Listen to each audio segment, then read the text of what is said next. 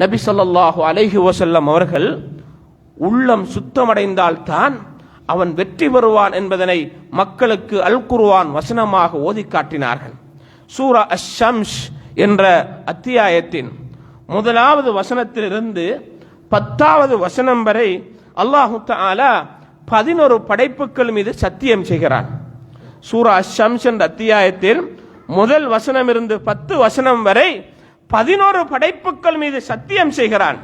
வஷ்-ஷம்ஸி வதுஹாஹா வல் கமர் இதா தலாஹா வன்-நஹாரி இதா ஜல்லாஹா, சூரியன் மீது சத்தியமாக, அதனுடைய ஒளி மீது சத்தியமாக, சந்திரன் மீது சத்தியமாக, இரவின் மீது, பகலின் மீது, வானத்தின் மீது, பூமியின் மீது, அதை விரித்தவன் என்று பல விடயங்கள் மீது சத்தியம் செய்துவிட்டு அல்லாஹ் சொல்ல வருகிற தகவல் என்ன தெரியுமா? கத் அஃப்லஹ மன் ஸக்காஹா, யார் இந்த உள்ளத்தை பரிசுத்தப்படுத்திக் கொண்டாரோ அவர் வெற்றி பெற்று விட்டார் என்று அல்லாஹு தஆலா சொல்கிறான்.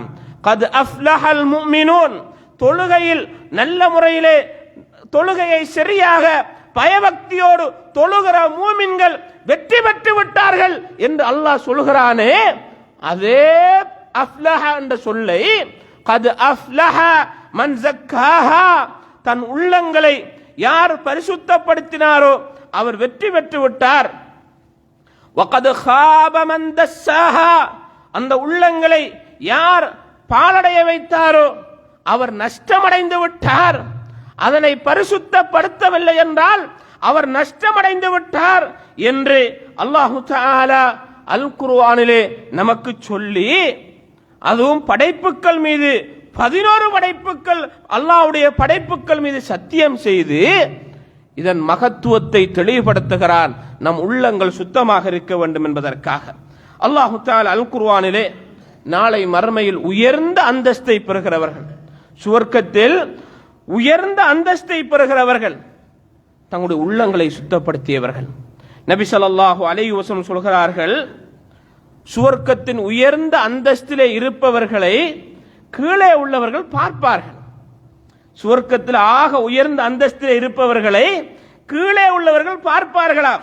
எப்படி பார்ப்பார்கள் தெரியுமா? நட்சத்திரங்களை நாம் கீழிருந்து எப்படி தெளிவாக பார்க்கிறோமோ அதுபோல கீழே இருக்கிறவர்கள் மேலே உள்ள சுவனவாசிகளின் அந்த சுகமான இன்பகரமான வாழ்வை பார்ப்பார்கள் என்று அல்லாஹ்வுடைய தூதர் சொல்கிறார்கள். அந்த உயர்ந்த சுவர்க்கத்தின் சொந்தக்காரர்கள் யார் தெரியுமா? وَمَنْ يَأْتِهِ مُؤْمِنًا قَدْ عَمِلَ الصَّالِحَاتِ فَأُولَئِكَ لَهُمُ الدَّرَجَاتُ الْعُلَى, எவர்கள் ஈமான் கொண்டு நல்லறங்களை புரிந்து நன்மைகளை செய்து வருகிறார்களோ அவர்கள்தான் சுவர்க்கத்தின் உயர்ந்த அந்தஸ்திலே இருப்பார்கள். ஈமானம் நல்லறமும், ஈமானம் நல்லறமும் என்று அல்லாஹ் சொல்லிவிட்டு அதற்கு பிறகு அந்த ஈமானை உடையவர், நல்லறங்களை புரிந்தவர் எப்படி இருந்திருக்கிறார் தெரியுமா? அல்லாஹ் சொல்கிறான், அவர்களுக்கு அதின் என்ற சுவர்க்கங்கள் இருக்கும், அதற்கு கீழால் ஆறுகள் ஓடிக்கொண்டிருக்கும். வதாலிக ஜஸாஉ மன் தஸக்கா, எவர்கள் தங்களுடைய உள்ளங்களை பரிசுத்தப்படுத்திக் கொண்டார்களோ அவர்களுக்குரிய கூலி. சகோதரர்களே, உள்ளங்களை பரிசுத்தப்படுத்திக் கொண்டவர்களுக்கு கூலி சுவர்க்கத்தின் உயர்ந்த அந்தஸ்து, அதினந்த சுவனம், அதற்கு கீழால் ஆறுகள் ஓடிக்கொண்டிருக்கும். இது யாருக்கு?